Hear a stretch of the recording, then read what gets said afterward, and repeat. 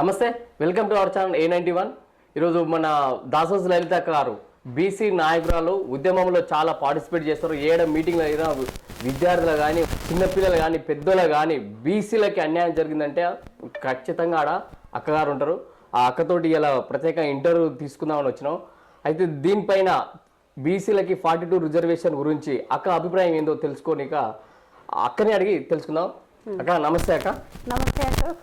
ముందుగా A91 ఛానల్కి శుభాకాంక్షలు, ప్రేక్షకులకు అందరికీ శుభాకాంక్షలు. ఎందుకంటే చాలా ఈ రాష్ట్రంలో అనేక మీడియా ఉన్నప్పటికీ అవి అగ్రకులాల మీడియాలు, ఇవి మా మీడియాలు. మా గొంతు వినిపించడం కోసం, మా ప్రజలను వినిపించడం కోసం, మా గుండె గొంతుకు అవుతున్నటువంటి A91 ఛానల్కి, అశోక్కి, ప్రేక్షకులందరికీ కొలిమి సలాములు తెలియజేస్తున్నాం. ఇప్పుడు 42 రిజర్వేషన్ అనే దాని మీద ఇప్పుడు రేవంత్ రెడ్డి ప్రభుత్వము 42 రిజర్వేషన్ ఇస్తాను బీసీలకు ఇస్తాని ముందుకు వచ్చారు. అదే విధంగానే ఎలక్షన్లో కూడా వెళ్ళారు. ఎలక్షన్ల నోటిఫికేషన్ కూడా రిలీజ్ చేశారు. రిలీజ్ చేసి పబ్లిక్ కూడా కొందరు ఎస్సీలు కానీ బీసీలు కానీ కొన్ని ఊర్లలో కూడా సర్పంచ్ ఎంపీటీసీ ఎలక్షన్లో కూడా రిజర్వేషన్ క్లియర్ ఇచ్చేసి లిస్ట్ కూడా ఇచ్చారు. ఇప్పుడు ఈ సందర్భంలో ఆ జీవోని కోర్టు తిరస్కరించి స్టే ఇచ్చింది, 4 వారాలు వాయిదా ఇచ్చింది. అది ముందుకు పడుతుందా ఏమైతుంది అనేది అది కోర్టు నిర్ణయం, మనం చెప్పలేము. దానిపైన మీ నిర్ణయం ఏంది అక్క? అసలు మీరు ఏం అనుకుంటారు? మేమైతే ఇది మాటికి నమ్మట్లేము, అసలు నమ్మము. అది ఆ స్కీమ్ చెప్పింది అవన్నీ 420 హామీలు చెప్పారు. హామీలలో కూడా ఈ 42% రిజర్వేషన్ అనేది కూడా అదే. అయితే ఇక్కడ ఉన్న ఆయన రెడ్డి, సీఎం రెడ్డి కోర్టుకు పోయిన ఆయన, ఈ బీసీ అడ్డుకున్న ఆయన, బీసీ బిల్ అడ్డుకున్న ఆయన మాధవరెడ్డి, అందులో వాదించే వాళ్ళు రెడ్లు.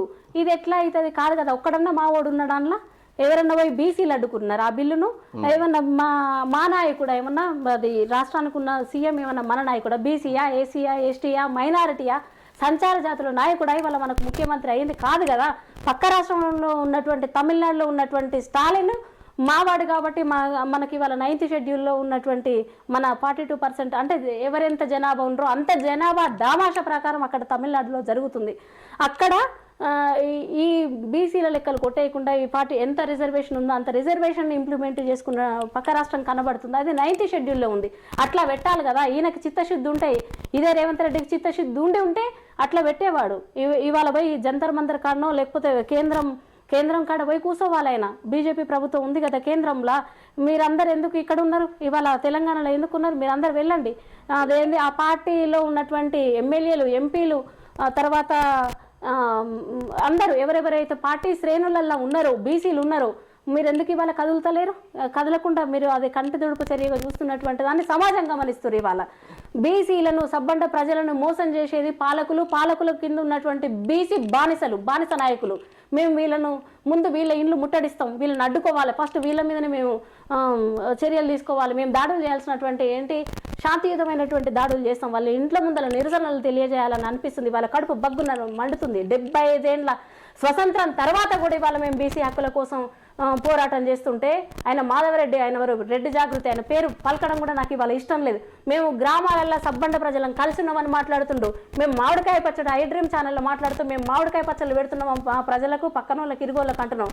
మిమ్మల్ని రెడ్డి జాగృతి నాయకుడిని నేను అడుగుతున్నా, ఏమని అడుగుతున్నా అంటే, నువ్వు మామిడికాయ పచ్చడి కాదు, మీ భూములు వంచండి. మీ ఇంట్లో ఇంత విశాలమైన పెద్ద ఇండ్లు కదా, ఇండ్ల జాగాలు వంచండి. మాకు మీరు మామిడికాయ పచ్చళ్ళు కాదు పంచేది, మాకు భూములు వంచాలి. మీ ఎంత భూమి ఉంది మీకు? ఒక్కొక్కరికి రెడ్లకు గ్రామాలలో ఎన్ని ఎకరాలు, 100 ఎకరాల భూములు ఉన్నాయి కదా. ఆ భూములకు 6 గాళ్ళ ముందు అరకలు చేసినటువంటి, కొలిం పెట్టి అరకలు చేసినటువంటి ఆసాములకు ఎంత ఇచ్చినావు నువ్వు భూస్వామి అని నేను అడుగుతున్నా. ఈ వేదిక నుంచి మిమ్మల్ని అడుగుతున్నా. ఇదే కాకుండా పద్మశాలీలు ఉంటారు, బట్టనేసి నీకు సమాజానికి నువ్వు భూమిని చుట్టుకుంటలేవు, ముడి చుట్టూ, అదేంది ఒంటి చుట్టూ బరిబత్తల ఉండవలసినటువంటి పరిస్థితి ఏర్పడకుండా మా బీసీ సబ్బండ జాతుల నుంచి మామిడికాయ పచ్చడి కాదు, మేము మీకు బట్టలు ఇచ్చినాం కట్టుకోవడానికి, మీరు అందంగా కనిపించడానికి, క్షవరం చేసుకోవడానికి మా మంగళ సోదరులు ఉన్నారు. కాన్పులు చేసింది మంగళ తల్లులు, పురుళ్ళు చేసి పేర్లు పెట్టింది మంగళ తల్లులు. నువ్వు సకల సబ్బండ ప్రజలంతా నీ కాళ్ళు ఉతుకపోకుండా మా మాదిగ సోదరులు మీకు చెప్పులు కుట్టించారు. వీళ్ళకి ఏం భూములు ఇచ్చినావు? ఒడ్లకి ఏం భూములు ఇచ్చినావు? కమ్మరులకు ఏం భూములు ఇచ్చినావు? పద్మశాలీలకు ఏం భూములు ఇచ్చినావు, సేవా చేతి వృత్తులకు ఏం భూములు ఇచ్చినావు, నువ్వు మామిడికాయ పచ్చడి పెడతా సలుపువాళ్ళు పెడతా అని మాట్లాడుతున్నావు కదా, మేము బాగానే కలిసి ఉన్నామని అంటావు కదా. నీ ఇంట్లో ఉన్న సకల వసతులు మా ప్రజలకు ఎవరికన్నా ఉన్నాయా? గ్రామాలలో ఉన్నాయి. మేము గ్రామాలలో చిన్న ఆయన పెద్ద ఆయన సరే వరుస ఒకటి ఉంటే మా కడుపు నిండుతుందా? ఇవాళ పిల్లల ఫీజులు కట్టుకుంటలేము, సరైన వైద్యం లేదు, కార్పొరేట్ చదువులు ఉన్నాయా మాకు? మీరు ఈడబ్ల్యూఎస్ తెచ్చుకోరు కదా, మీరు ఈడబ్ల్యూఎస్ వదులుకొని మాట్లాడాలి. మీరు 5% ఉన్నటువంటి వాళ్ళు గ్రామంలో మెజారిటీ పీపుల్ ఉండేది ఎవరు? ప్రజలు ఎవరు? బహుజన ప్రజలు. మా బహుజన ప్రజలకు మీరు ఎట్లా చూస్తున్నారో మాకు తెలియదు. మామిడికాయ పచ్చడి సరిపోతుందా? ఏంటంటే ఇప్పుడు 42 రిజర్వేషన్ అనే గురించి ఆయన ఇప్పుడు జనాభా ప్రతిపాదన ఇస్తున్న వాస్తవమే, చెప్పింది వాస్తవమే. ఆయన అధికారంలోకి రాకముందు నుంచి కూడా నేను ఇప్పుడు కాంగ్రెస్ ప్రభుత్వం కూడా రాహుల్ గాంధీ గారు కూడా బీసీ జనాభా లెక్క జనాభా కులగణన తీసారు. కులగణన ప్రకారమే మన తెలంగాణలో 42% రిజర్వేషన్ బీసీలకు ఇవ్వాలన్న ఉద్దేశంతో ఆయన ముందుకొచ్చిండు కదా. మరి ఎందుకు వ్యతిరేకిస్తారు? ఇవాళ ఎవరైనా ఇప్పుడు అదేమంటారు, రాశి అంతా పోసుకున్నారు, ఆ రాశిని దోషడంతా వంచితే వీళ్ళ పర్సెంటేజ్ ఉన్న 5% ఎంతో ఉంటారు. లేకపోతే ఎవరు రెడ్లు అనేవాళ్ళు, మిగతా వాళ్ళు అంతా కలిసిస్తే ఓ 10% ఏముంటారు. ఆ 10% సంపద 10% సంపదను పంచవలసి వస్తుంది. రెండోది ఎట్లయినా పంచవలసి వస్తుంది కాదు, మేము రికవరీ చేస్తాం. రేపు పొద్దుగాల మా నాయకులు బయలుదేరుతున్నారు, మేమెవరో ఏం ఖాళీగా లేము, మేము మా నాయకులు బయలుదేరుతుర్రు. మేము అదేంది జనాన్ని మా మా మా 90% ఉన్నటువంటి మా జనాన్ని మేము పోగేసుకొని మేము బయటికి వస్తున్నాం. వచ్చేసారి మేము తప్పకుండా మా అధికారాన్ని మేమే పాలించుకునే సమయం ఆసన్నమైంది. ఎందుకంటే ఇవాళ మీరు చేస్తున్నటువంటి దొంగ హామీలు, దొంగ లెక్కలు మేము ఇవి చూస్తున్నాం. దీంతోపాటు ఇవాళ 42% ఆర్డినెన్స్ పేరుతో తీసుకొచ్చిన రిజర్వేషన్లను పంచకుండా రాహుల్ గాంధీ మాత్రం పంచమంటాడు, తర్వాత ఈయన చేయమంటాడు. వీళ్ళు ఎవరు చేయడానికి? వీళ్ళు చేయరు, అసలు చేయరు. ఎట్లా చేస్తారు వీళ్ళు? వీళ్ళకు మనకు ఎప్పుడైతే చేసే వాళ్ళే అయితే సరే అనుకుందాం, చేసే వాళ్ళే అయితే ఇవాళ 40 మంది రెడ్లు ఉన్నారు కదా ఎమ్మెల్యేలుగా, వాళ్ళు మంత్రులు వాళ్ళు ఉన్నారు కదా. అదేంది 3-4 మంత్రి పదవులు వస్తే వాళ్ళు ఎంత? ఆయన పేరు ఏం పేరు? రాజగోపాల్ రెడ్డి ఎట్లా గొడవ పడ్డాడు, తర్వాత కోమటిరెడ్డి వెంకటరెడ్డి ఎట్లా మాట్లాడుతున్నాడు, జానారెడ్డి ఏం మాట్లాడుతున్నాడు, ఉత్తమ్ కుమార్ రెడ్డి ఏం మాట్లాడుతున్నాడు. ఇవాళ రెడ్ల సిండికేట్ అంతా అన్ని పార్టీలలో ఆల్ పార్టీస్ సిండికేట్ అంతా ఎట్లా ఉంది ఇవాళ? వీళ్ళందరూ కలిసి ఎందుకు కాంగ్రెస్ని కూడా నిలదీయాలి కదా. ఇతరత్ర పార్టీ వాళ్ళు కూడా రేవంత్ రెడ్డి గల్లబట్టి ఎందుకు అడగట్లేరు? రేవంత్ రెడ్డి గల్లబట్టవలసిన ఆవశ్యకత మనకు ఉందా లేదా? రేవంత్ రెడ్డి గల్లబట్టాల్సినటువంటి అవసరం ఎట్లా ఉంది అని అంటే మా స్థానిక సంస్థలలో మా పర్సెంటేజ్ మా వాటా ఏదో మాకు ఇస్తేనే బాగుంటుంది. లేకపోతే ఒక్కటే నా పాయింట్ ఏంటంటే కాంగ్రెస్ రేవంత్ రెడ్డి ప్రభుత్వం అనేది ఆయన అధికారానికి రాకముందు నుంచి చెప్తున్నదే. ఇప్పుడు నేను ఇందాక వచ్చిన మళ్ళీ ఇస్తున్నాను, మీకు క్లారిటీ వినండి. కులగణన చేసిరు, బీసీలకి 42 రిజర్వేషన్ ఇస్తాను, 42 రిజర్వేషన్ ప్రకారం కులగణన ప్రకారం ఆయన అసెంబ్లీలో జీవో తీసుకొచ్చిండు ఆయన. ఆ విధంగా ఇప్పుడు ఎలక్షన్లకు వెళ్ళిండు. ఇప్పుడు ఆ విధంగానే మళ్ళీ కోర్టులో కూడా కొట్లాడుతారు. ప్రభుత్వం తరపుకి వెళ్ళి కూడా లాయర్లు ఉంటారు. ఇప్పుడు దానిపైన ఆయనది ఏమి తప్పు ఉందాడా? ముమ్మాటికి ఆయన తప్పే ఉంది. ఎట్లా? అది ముమ్మాటికి ఆయన తప్పు ఉంది, తప్పు లేకుండా లేనే లేదు. ఇవాళ కాదు మొదటి నుంచి మొత్తుకుంటూనే ఉన్నాం. కామారెడ్డిలో ఒక దగ్గర డిక్లరేషన్ సభ అప్పుడే కాదు మేము మొత్తుకుంటూనే ఉన్నాం. అసలు ఆయన వేయడానికి ఆయన ఎవరు? ఈ రాష్ట్రానికి సీఎం అనుకుంటున్నాడు కానీ అదేంది, ఒక ఇంటికి తండ్రి ఉంటే పిల్లలు ఎంతమంది ఉంటే అంతమంది పిల్లలకు ఏమేమి కావాలో తండ్రి చూస్తాడు, అదే తండ్రి బాధ్యత. అతను తండ్రి బాధ్యత ఎట్లయితుంది కాదు కదా. అతను ఒక ఓటు నోటు కేసులో దొంగ, ఇప్పుడు ఇంకా ఇవాళ పెద్ద దొంగగా మారిండు, గజ దొంగగా మారినటువంటిది. బీసీల సబ్బండ కులాల ఓట్లను అదే రిజర్వేషన్ దన్నుకపోతున్నాడు. మీరు ఇవాళ క్లారిటీగా ఒకటి గమనించాల్సినటువంటి అవసరం, మళ్ళీ ఫస్ట్ చెప్పిన ఇప్పుడు కూడా చెప్తున్నా, ఇంకెక్కడైనా కూడా మాట్లాడతా. సీఎం రెడ్డి కోర్టులో అడ్డుకున్న ఆయన రెడ్డి, మన బిల్లును జీవోను అడ్డుకున్న ఆయన, మళ్ళీ వాదించేటోళ్ళు రెడ్ల సిండికేట్ కనిపిస్తుంది కదా. మరి ఎట్లా మనకు చేస్తాడు? ఈయన మన నాయకుడే కాదు కదా. మనము మన జాతుల నుంచి మన వాళ్ళు బీసీఓ ఎస్సీఓ ఎస్టీఓ సంచార జాతులో ఎవరన్నా మన ముఖ్యమంత్రి అయ్యి విస్తరించవలసినటువంటి వాటానంతా విస్తరింపజేసుకొని 42% లేదా 50% మనం 65% ఉన్న మన జనాభా వీళ్ళు చెప్పిన నివేదిక ప్రకారమే కులగణన చేసిరు కదా. కులగణన జనాభా గణనలో తప్పుల తడకగా ఉన్న లెక్కలో నుంచే మరి ఎందుకు ఇవాళ రిజర్వేషన్ పంపిణీ చేయట్లేడు? పంపిణీ చేస్తే మన ఎమ్మెల్యేల సమయంలో చేసేవాడు కదా, అది జరగలేదు. ఇప్పుడు 40 మంది రెడ్లు ఉన్నారు, 40 మంది రెడ్లల్లో ఎంతమంది బీసీలను, ఎంతమంది ఎస్సీలను, ఎస్టీలను, మైనారిటీని పెట్టలేదు. మైనారిటీ మంత్రి లేడు కదా. ఇప్పుడు మీరు ఏం చెప్పదలుచుకోరు? ఇప్పుడు అక్కడ కోర్టుల స్టే వచ్చింది, 4 వారాలు వాయిదా వేసింది. ఇప్పుడు ఇది ముందుకెళ్తా లేదనేది కోర్టుల నిర్ణయం. అది ఇప్పుడు పక్క రాష్ట్రాలలో కూడా ఇప్పుడు తమిళనాడు మీరు ఇందాక అన్నట్టు తమిళనాడు రాష్ట్రంలో కూడా పాస్ అయిందని చేసుకోవచ్చు. ఆ విధంగా రూల్ ప్రకారం వెళ్తలేదని అనుకుంటారా మీరు? అసలు రేవంత్ రెడ్డి ప్రభుత్వం ఈ జీవోని తీసుకొస్తా మీకు చట్టబద్ధంగా ఎందుకు వెళ్ళకపోవడానికి కారణం ఏంది? ఒకవేళ ఒక జీవో అది ఇంప్లిమెంట్ కావాలంటే పార్లమెంట్ లో ఆమోదించాలి, తర్వాత రాష్ట్రపతి ఆ బిల్లును ఆమోదించాలి. అప్పుడు అది చట్టబద్ధత అయితే ఏ కోర్టులు కూడా ఏం చేయలేవు. కొందరు కూడా చెప్తున్నారు చెప్పలేవు. ఆ విధంగా ఎందుకు చేయలేకపోతుండ్రు రేవంత్ రెడ్డి? దానికి మీరు ఏమనుకుంటారు? అసలు అట్లా చేయకపోవడానికి వాళ్ళకి బలం లేకంటారా, లేక చేయొద్దన్న ఉద్దేశం అసలు ఏంది? ఏం చెప్పదలుచుకున్నారు దాని మీద? ఒక బీసీ నాయకురాలుగా, మీరు ఒక బీసీ నాయకురాలుగా, ఒక మహిళగా దాన్ని ఎందుకు ఆయన ఆ విధంగా మభ్య పెడుతున్నారు? దాని గురించి ఇవాళ రాష్ట్రంలో ముఖ్యమంత్రిగా ఉన్నటువంటి సీఎం రేవంత్ రెడ్డి అయినా అక్కడ ఒకవేళ కేసీఆర్ ఉన్నా, అక్కడ ఒక బ్రాహ్మణుడు ఎవరైనా, అది ఓసీ వర్గాలు ఏవైనా మనకు చేయవు. అది ఎంత నోరు మొత్తుకున్నా అవి చేయవు. ఎందుకంటే ప్రజల్ని స్కీములతోటి అదేంటి చీరలు ఇస్తాం, అది అది మహిళలు, అందులో ఉన్న మహిళలు అక్కలు మాట్లాడిన తర్వాత మళ్ళీ రేవంత్ రెడ్డి దగ్గరికి వద్దాం. కొండ సురేఖ కానీ, తర్వాత మన ఆమె సీతక్క కానీ, కల్వల సుజాత కానీ, వీళ్ళందరూ మహిళలు చీరలు వంచుతారు బతుకమ్మ సందర్భంగా అని చెప్తున్నారు. 2 చీరలు వంచుతారు. ఎవరికి? మహిళా సంఘాల గ్రూపు అధ్యక్షులకు, తర్వాత అరకొర చీరలు ఇస్తామంటారు.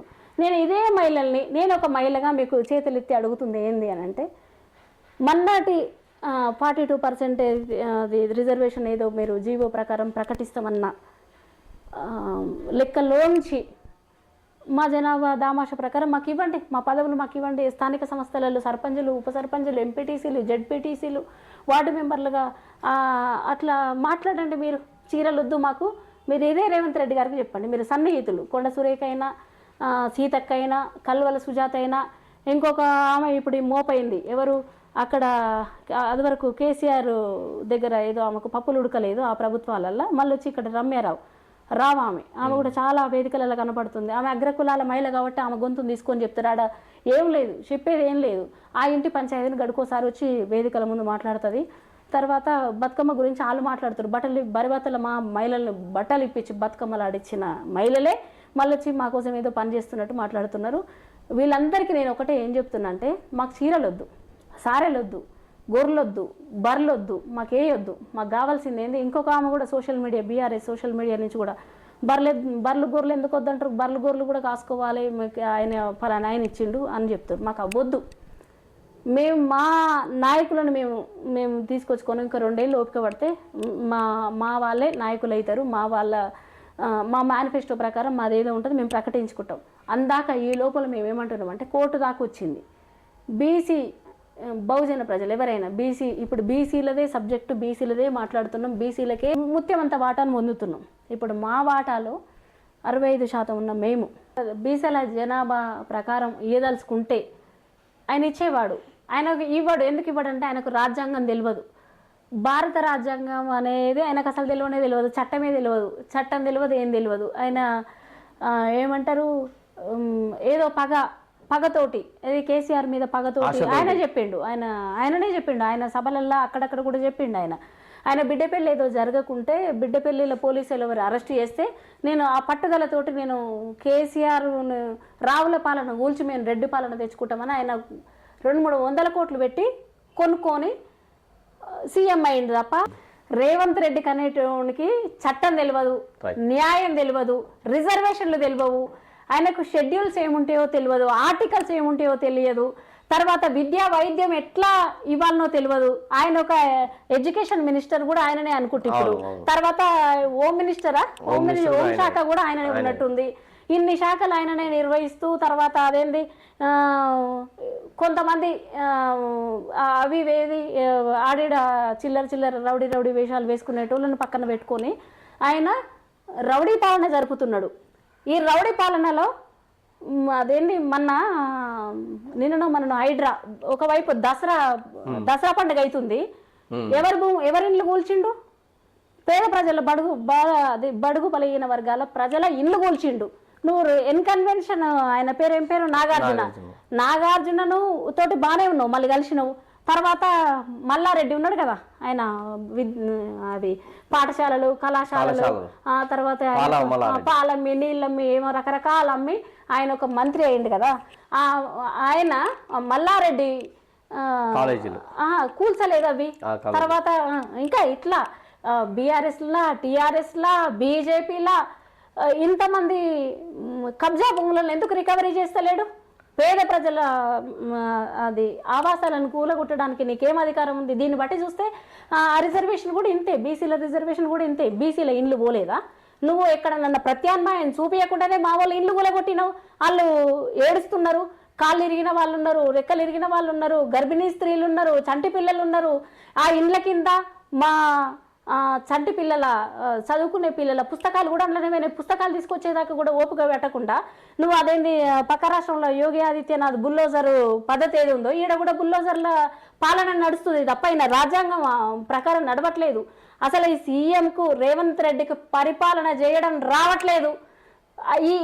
ఇప్పుడు ఇదే విషయాన్ని మనకి ఇప్పుడు చూస్తున్నాం కదా, ఈ మన 42% ఏదైతే రిజర్వేషన్ అని చెప్తున్నాడో ఇది కంటి దుడుపు చర్యగా ఇది 420 స్కీములు ఏదో చెప్పిండు, పథకాలు ఏవో చెప్పిండు. ఆ పథకంలో ఇదొక పథకం మాత్రమే తప్ప ఏవి వీళ్ళు సంపూర్ణంగా అమలు చేయలేదు. అందులో ఇది కూడా మేము అట్లనే భావిస్తున్నాం.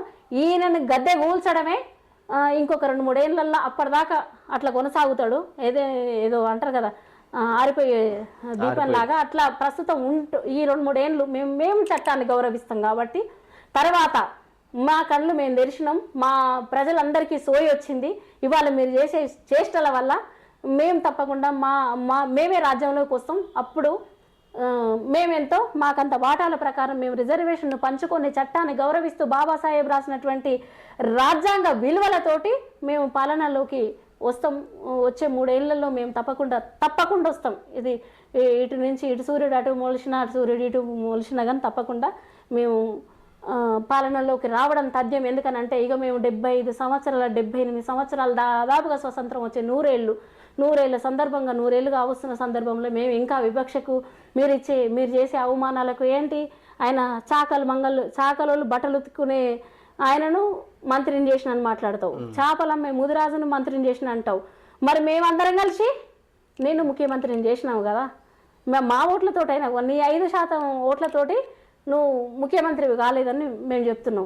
అయితే దీంతో పాటు చాలామంది 3-4 మహిళలు కూడా ఉన్నారు మంత్రులుగా. మంత్రి సీతక్క ఉంది, మంత్రి కొండ సురేఖ ఉంది.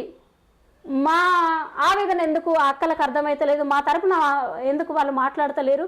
అవి కాకుండా మీరు బతుకమ్మ చీరలు గిన్నీస్ మేము ఇక్కడ మహిళలం బాధపడుతుంటే సర్పంచుల వాటాలు తర్వాత ఇవేంది స్థానిక సంస్థల ఎలక్షన్లు 2 ఏళ్ల నుంచి 1 సంవత్సరం కాదు 2 సంవత్సరాలు కాదు 2 ఏళ్ల నుంచి గ్రామ పాలన లేకుండా గ్రామ పరిపాలన జరగకుండా మేము ఇక్కడ బాధపడుతుంటే మీరు చీరల గురించి మాట్లాడుతున్నారు.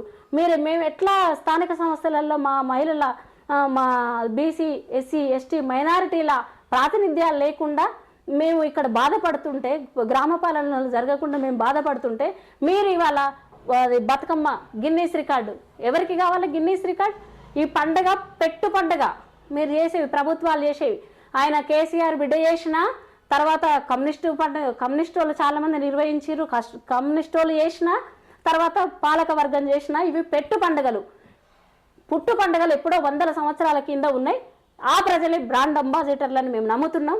అయితే మీరు ఈసారి గిన్నీస్ రికార్డు తోటి పేరు చెప్పి మీరు ఏ పాలకుల తీరులో ఎట్లా ఉంటుందో అదే వ్యవహరిస్తున్నారు తప్ప మా ప్రజలకు న్యాయం జరగాలి.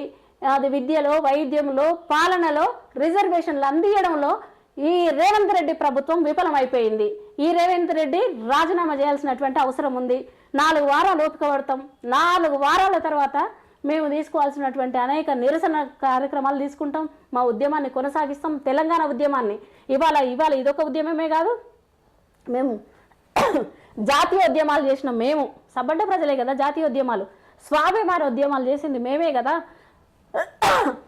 సాయుధ రైతాంగం పోరాటం చేసింది మేమే, మలిదశ తొలిదశ తెలంగాణ ఉద్యమాలు చేసింది మేమే, బీసీ ప్రజల కోసం, సబ్బండ ప్రజల హక్కుల కోసం మిగతా జాతులను అన్నీ కలుపుకొని మేము 90% ఉన్న ప్రజలం తప్పకుండా మీకు బుద్ధి చెప్తాం, మీ గద్దె కూలుస్తాం, ఎవరైతే కుర్చీలు చెక్కుతారో, ఎవరైతే కుర్చీలు తయారు చేస్తారో వాళ్ళమే మేము ముఖ్యమంత్రిగా మళ్ళీసారి చూడాలనుకుంటున్నాం. అది తథ్యం తప్పకుండా జరుగుతుందని భావిస్తున్నాం. రేవంత్ రెడ్డి చేసింది ఆయన చేసినానే అంటున్నారు. ఇప్పుడు కవిత గారు కూడా ఈ జీవో అసెంబ్లీలో పాస్ చేసినప్పుడు కూడా బయటకు వచ్చి కూడా సంబరాలు అని సంథింగ్ అవి చేసిరు కదా.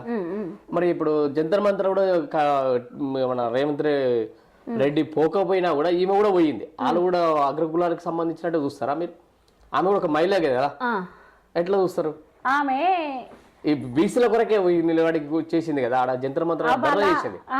జంతర్ మంతరు కాడ ఆమె ధర్నా చేసిన సందర్భం కంటే ఇంకా కొంచెం ముందు మాట్లాడుకుంటే, మేము ఇగో బీసీ అని మాట్లాడేటప్పుడు ఇగో మేము ఇక్కడ చూడండి, ప్రభుత్వం తన ఎన్నికల మేనిఫెస్టోలో ప్రకటించిన కులగణనను చేపడతామని, స్థానిక సంస్థలలో బీసీలకు 42% వాటా కల్పిస్తామని ఇచ్చిన హామీను నెరవేర్చాలని చెప్పి మేము ఇవ్వాలి కాదు 2 సంవత్సరాలు రాష్ట్రం అదేంది ఈ కాంగ్రెస్ ప్రభుత్వం రాగానే మేము మాట్లాడుతున్నాం మా సంస్థ నుంచి.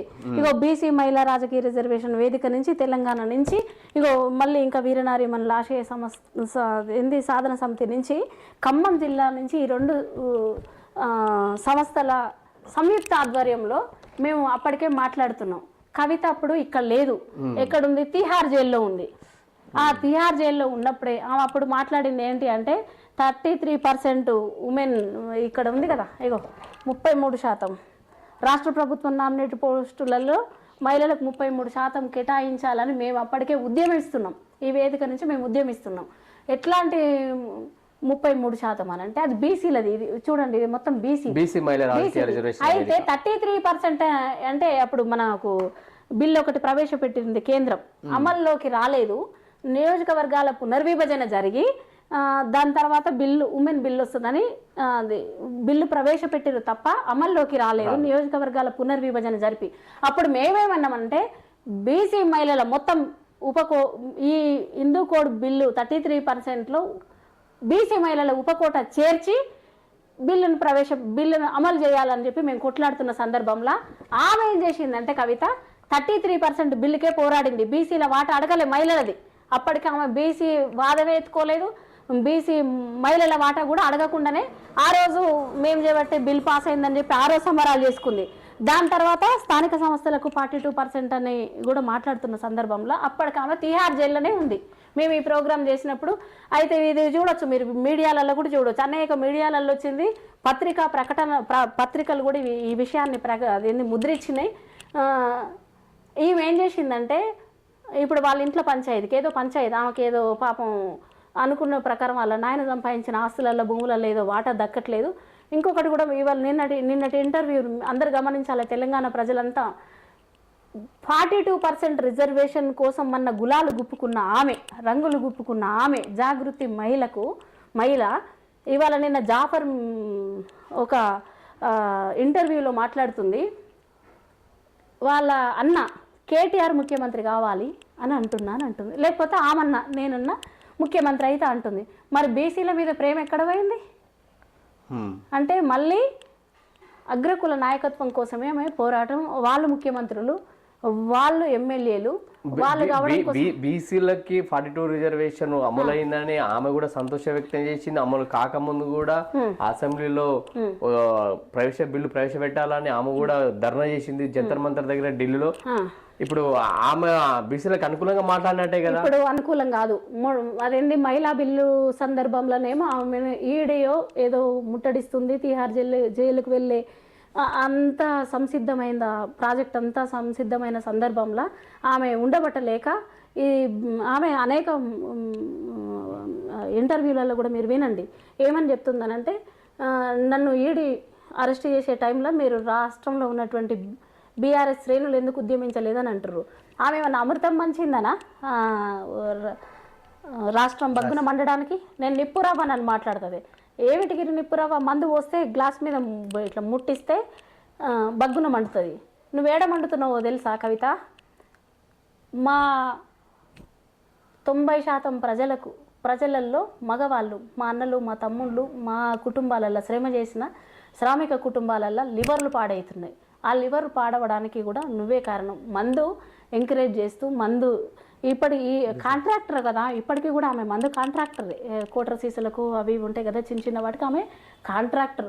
ఆమె కాంట్రాక్టీకరణను కాపాడుకోవడం కోసం, ఆమె మహిళా ముఖ్యమంత్రి కావడం కోసం, ఈమె కాకపోతే వీళ్ళన్న ముఖ్యమంత్రి అవ్వడం కోసం, ఈమె దోసుకున్నటువంటి వనరులని కాపాడుకోవడం కోసం మాత్రమే బీసీ ప్రజల దగ్గర ఏ ఊపు ఉంటే ఆ ఊపే కదా. అలా నాయన తెలంగాణ సెంటిమెంట్లో ఎంతమంది ప్రజలను అమరులను చేసిండ్రో మనం చూసినాం. మన కడుపు కోత ఎంతో మనకే తెలుసు.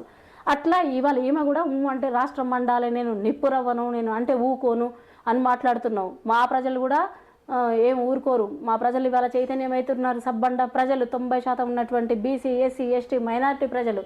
కాకపోతే నీకు అడిగాల బెల్లం ఉంది, నీ మీద ఈగలాలుతున్నాయి. అదేంది సంపద, నీ సంపద లేకుండా నువ్వంతా జాతీయం చేసి నువ్వు రా, బయటికి రా, అప్పుడు నేను స్వాగతిస్తాను తప్ప, నువ్వు అప్పుడు నమ్ముతాను తప్ప, నిన్ను మేము నమ్మడానికి మేము సిద్ధంగా లేము. మేము అందరం ఉన్నాం. మా తల్లుల పాలు, మా సాయుధ రైతాంగ పోరాటంలో పాల్గొన్నటువంటి నీతి ఏదైతే ఉందో, అంటే మా ప్రజలు, మా తల్లులు ఏం చెప్తారంటే నీతిగా బతకాలి, నిజాయితీగా బతకాలి, వాళ్ళ తెరువుకి ఇళ్ళ తెరువుకి అని చెప్తారు. మేము తెరువు రావడం అంటే అధికారం తెరువు మేము వస్తాం, మా వాట మాకు కావాల్సిందే. ఈమె మాటలు కూడా మేము నమ్మడానికి సిద్ధంగా లేము. ఆమె గులాలు గుప్పుకుంటే ఉన్నా పర్వాలేదు, ఏ రంగులు గుప్పుకున్నా మాకు పర్వాలేదు. ఆమె అమృతం మంచి ఏం తీహార్ జైలుకు పోలేదు. మేము ఆమె ఆస్తులను కాపాడుకోవడం కోసం ఇవాళ మాట్లాడుతుంది అంతే తప్ప మిగతా ఏం లేదు. ఇవాళ మేము ఒకటే చెప్తున్నాం, రెడ్లు, వెలుమలు, రావులు ఎవరు మనకు మన వాటాలను పంచరు. రిజర్వేషన్ అంటే వాళ్ళకి అర్థం కాదు. రాజ్యాంగం చదవరు, రాజ్యాంగం కూడా అర్థం కాదు. రాజ్యాంగం మీద ప్రమాణం చేసి వాళ్ళు భూములు, ఆస్తులు అవన్నీ కూడబెట్టుకుంటూ కంపెనీలను కూడబెట్టుకున్న విశాలమైన భవంతులను కట్టుకోవడం మాత్రమే తెలిసిన వాళ్లకు మన ప్రజల చెమట, ఎట్టి ఇవన్నీ వాళ్ళకి తెలియవు. ఈ ఎట్టి తర్వాత ఈ శ్రమ తెలిసిన రోజు, ఈ చెమట తెలిసిన నాయకులు వచ్చి మనల్ని పాలించుకుంటే తప్ప అప్పటిదాకా ఇది ప్రక్షాళన జరగదని మేము కోరుకుంటున్నాం. ఇక రెడ్డి రావుల పాలన అంతమవుతుందని ఆశిస్తూ తెలంగాణలో ఉన్నటువంటి యావత్తు ప్రజలంతా చైతన్యం కావాల్సినటువంటి అవసరం ఉంది. ఇట్లా ఈ రాష్ట్రానికి ఉదాహరణ తీసుకుంటే రెడ్డి సీఎం, రెడ్డి జాగృతి అతను, ఆయన పేరు చెప్పడం ఇష్టం లేక రెడ్డి లాయర్ ఇట్లా అడ్డుకుంటూనే ఉంటారు. ఇది మన రిజర్వేషన్లను అడ్డుకోవడం అంటే మన జాతి ఉనికిలో ఉండకుండా చేయడమే వీరి పని. మన జాతుల్ని మనం కాపాడుకోవాల్సినటువంటి అవసరం ఉంది. జై తెలంగాణ.